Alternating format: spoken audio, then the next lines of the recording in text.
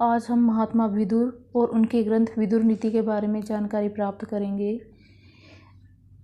इससे महात्मा विदुर के जन्म की एक वृतांत है जिसकी जानकारी प्राप्त करना ज़रूरी है। यहाँ पर ये महाराजा जो शांतनु थे ये सोमवंश के थे और इनका विवाह प्रारंभ में तो होता है गंगा के साथ, जिनसे इनके एक पुत्र उत्पन्न होते हैं जिनका नाम देवव्रत था, जो कालांतर में इनका नाम भीष्म पितामह पड़ा। इनके ये पुत्र थे।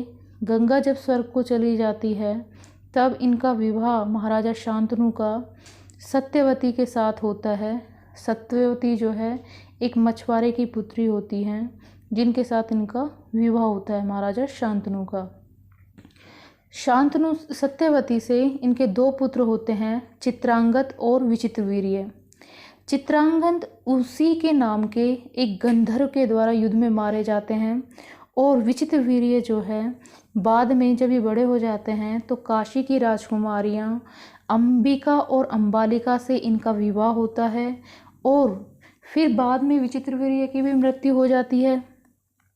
अब वंश की वृद्धि के लिए राजमाता सत्यवती चिंतित होती हैं। तब ये अपने पुत्र व्यास महर्षि को बुलाती हैं संतान उत्पन्न के लिए। जटावेशधारी व्यास ऋषि के पास जब अंबिका को भेजा जाता है तो अंबिका अपनी आंखें मूंद लेती है डर के कारण, जिसके कारण उनकी जो संतान उत्पन्न होती है वह जन्मांध रहती है और आगे जाकर इनका नाम पड़ता है धृतराष्ट्र। दूसरी बहन होती है उसकी अंबालिका, जो कि विचित्रवीर्य की पत्नी है। वे भी जब ऋषि के पास जाती हैं तो डर के कारण उनके रूप को देखकर डर जाती है, जिसके कारण उनका शरीर पीला पड़ जाता है और उनसे उत्पन्न होने वाली संतान जो है पांडु रोग से ग्रसित रहती है और वही आगे जाकर पांडु कहलाते हैं।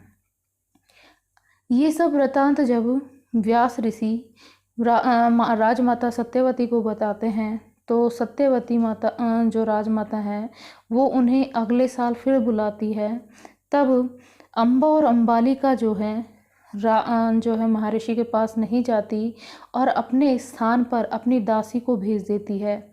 उस समय दासी को विवाह की अनुमति नहीं थी, तो उन्होंने जो दासी ने अंबालिका की जो दासी थी उन्होंने इसे अपना सौभाग्य माना और वे व्यास ऋषि के समक्ष बड़ा ही मतलब अपने लिए अच्छी अनुभूति के साथ उनके सामने प्रस्तुत हुई थी, जिसके कारण उनकी जो संतान उत्पन्न हुई वह बहुत ही विद्वान व ज्ञानवान रहे, जिनका नाम आगे चलकर विदुर पड़ा। तो विदुर जी हैं वो व्यास ऋषि और शूद्रा के गर्भ से उत्पन्न संतान हैं।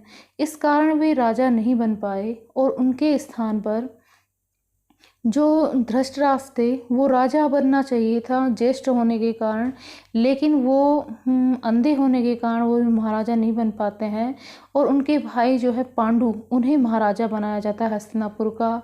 और जो विदुर थे ये दासी पुत्र होने के कारण इन्होंने हस्तिनापुर महाराज की सेवा करना ही अपना धर्म समझा और ये उनको समय समय पर नीति से व न्यायोचित मार्ग से अवगत कराते रहे। यही इनने अपना धर्म समझा। इस प्रकार से विदुर जो है महर्षि व्यास और शूद्रा के गर्भ से उत्पन्न हुए थे। अब हम महात्मा विदुर के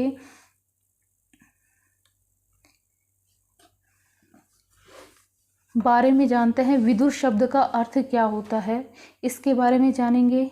विदुर शब्द का अर्थ है बुद्धिमान या विद्वान पुरुष, उसे विदुर कहा जाता है। विद धातु में कुरुच प्रत्यय लगाने पर विशेषण शब्द बनता है विदुर, जिसका अर्थ होता है जानने वाला। विदुर शब्द के 3 अर्थ हैं, जिसमें एक है विद्वजन, दूसरा है चालाक आदमी और तीसरा जो है विदुर शब्द का अर्थ है पांडु के छोटे भाई का नाम था विदुर। इसके विदुर शब्द के ये 3 अर्थ हैं। विदुर के पिता हो गए व्यास ऋषि। अब यहाँ व्यास ऋषि के बारे में भी जानना जरूरी है कि व्यास ऋषि कौन थे।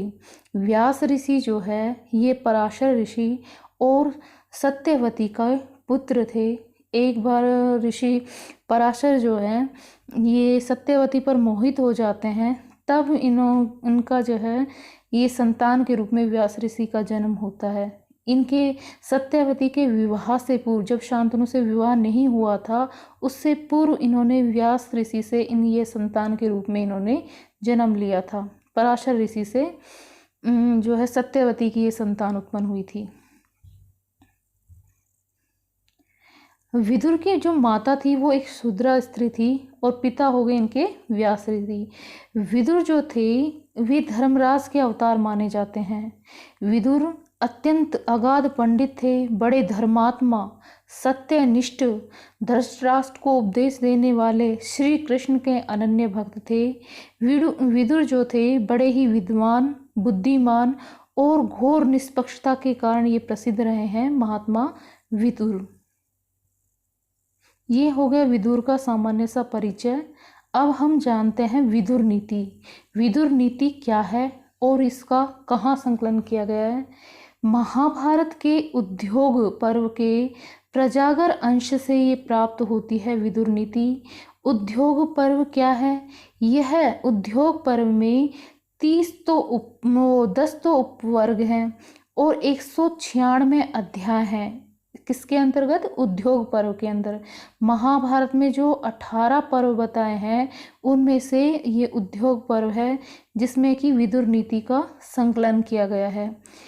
उद्योग पर्व के अंतर्गत यह बताया गया है कि युद्ध की पूर्व पीठिका, कि युद्ध की कैसे भूमिका बनती है, क्या उसके कारण रहे जिसके कारण युद्ध करने का निर्णय लिया गया, उसकी पूर्व की जो पृष्ठभूमि है उसकी जानकारी मिलती है। और फिर महाभारत के युद्ध की प्रस्तावना जो है उद्योग पर्व में ही तैयार की जाती है। यहीं से इसका प्रारंभ होता है। विदुर नीति में महात्मा विदुर ने राजा धृतराष्ट्र को लोक और परलोक में कल्याण करने वाली बहुत सी बातें समझाई हैं।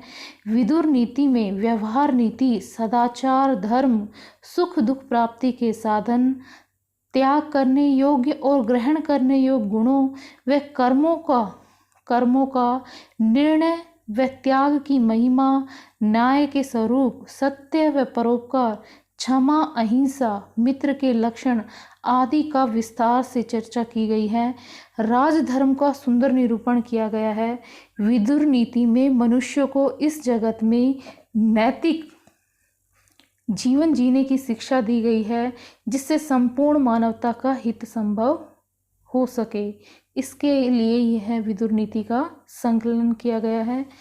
इस प्रकार से ये वीडियो हमारा यहीं समाप्त होता है। ठीक है।